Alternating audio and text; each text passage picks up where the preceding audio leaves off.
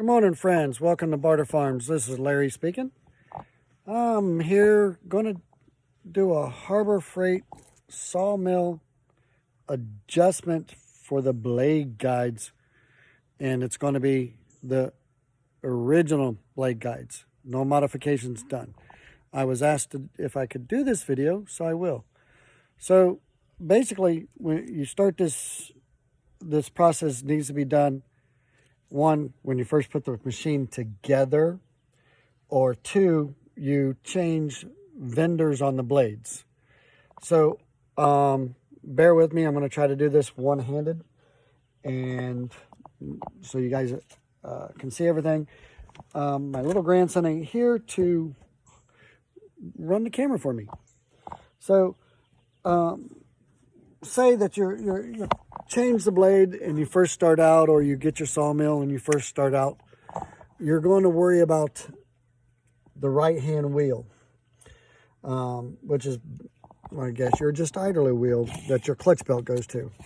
So you want to make sure that it is pretty much aligned with the back for your adjustment for your blade. So I take a tape measure and I put my cross member pretty much side to side. Then I'll take a measurement of it, and this one's like 1.5 inches from the back. And then I will go to the other side, and forgive me for the video quality, and I'm going to measure it, and again it's 1.5 inches. So I've already adjusted my wheel with this bolt right here. Lets you go in and out on the adjustment that I just did. And then you're going to do your top and bottom. So, and I do this, you'll loosen up your, I've already done this, so you'll loosen up your saw blade a little bit. So then on the top and the bottom, I'm going to go ahead, and it's 1.5 inches also. And on the bottom, I'm 1.5 inches. And you can plus or minus a 1/16. But to work your top and bottom, again, to make the top go out, you'll raise this bolt and screw in this bolt. To make the top go in, you screw this bolt out and you screw this bolt in. So I have mine adjusted. So then you're going to look at your blade, where your blade rides on your wheel. And I like it. You can see the wear mark just behind my teeth. So I like the wear mark and this is everything that I learned from somebody else, is from the wheel to the tip of my teeth is usually just over 1/4 inch. And then again, you don't have to be specific. And then I also set that up on the other side. And this one is in just a little bit. It's like, what would it be? Instead of 1/4, it'd be like a 30 seconds farther in. It's not even 1/8 in. If you feel on behind your wheel, that saw blade is level with the wheel, the back of the wheel. This saw blade, when I stick my finger down in it, I can just feel a little bump on the saw blade. But my saw blade runs right. It doesn't go crooked or anything like that. So now down to the basis of why we have this. So prior to me doing the saw blade, installing a new saw blade, I know nobody actually has to do this, but I'm not sure if we're getting it, but these guides, you can loosen them. And when you come with a new saw, they may need to be adjusted anyway. So I'm going to try to fix it where I can show everybody what's going on with it. Okay. So if you see my saw blade's loose, all right, there's a nut on the back, a bolt on the back, and I'm going to loosen it up. So now everything on my sawmill is out of whack for the blade guide. Now you can turn it a little bit. You can go in and out on, there's another bolt right here that you can loosen to go in and to take the block off your main pin.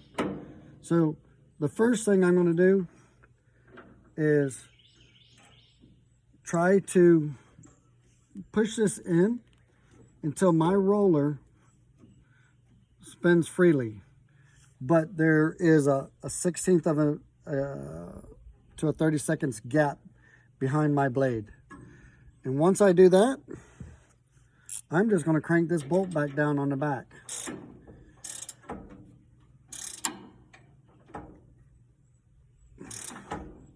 All right, so that being done, then the first guide I'm going to do is my bottom guide. And I bring it up to touch the blade, but the blade is not moving, okay? If you push it up, you don't want to push it up. You just want it where it touches. And go ahead and with a 7, let me make sure that,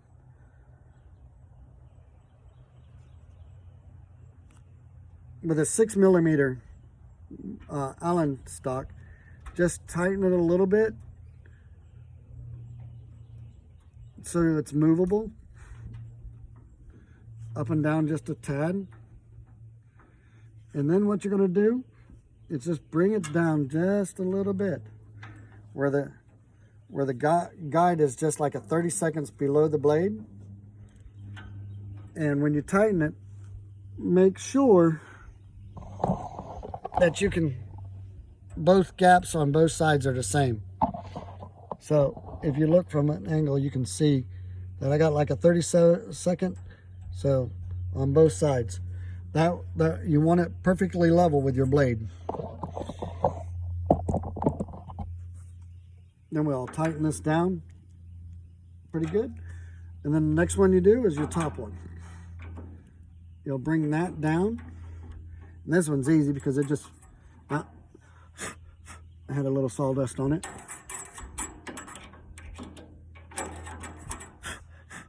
So I bring it down where it touches the blade. Okay, and then I'll just raise it, tighten it down just a little bit. And as you turn your Allen stock, the blade, the block is going to want to turn. So you try to hold it with your, tell you what, if you don't hold the block, that's what it becomes like. You don't want that. You want it flat with the blade.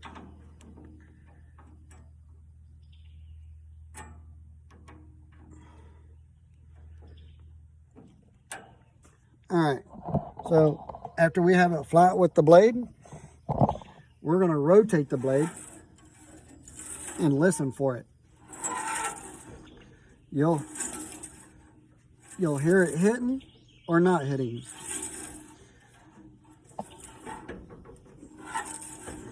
Now you see my roller on the back turns ever just so often. That's okay. That's usually around the weld marks.